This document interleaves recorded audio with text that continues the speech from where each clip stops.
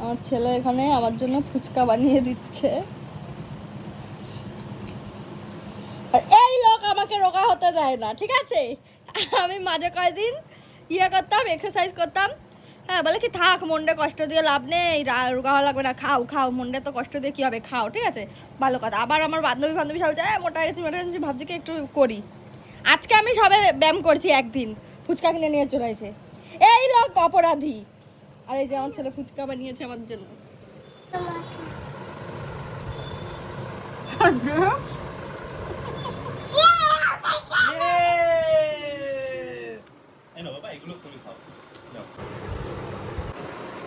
রোগা হবো কলাটা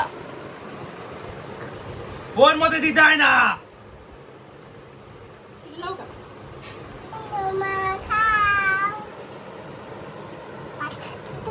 বাদ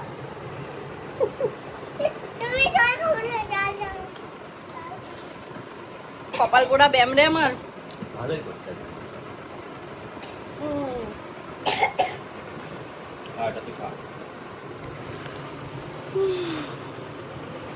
বান্ধবী তুই দেখ, বান্ধবী তুই আরে বলছিস যে তুই ব্যাগ হবি, এবার দে তুই যখনই ভিডিও বানাবি আমি তোরা চাটবো কমেন্টে যে রোগা হবা তুমি। দেখ কি করে হবো। এই মাত্র না ফুচকা খেলাম গাইস।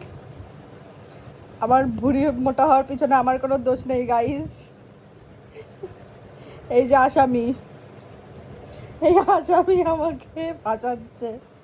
যারা বলবে তুই বারণ করতে পারতি, কি করে কন্ট্রোল করবো ভাই? বারবার খাচ্ছে আর বলছে হেভি হয়েছে, হেভি বানিয়েছে, কন্ট্রোল করা যায়?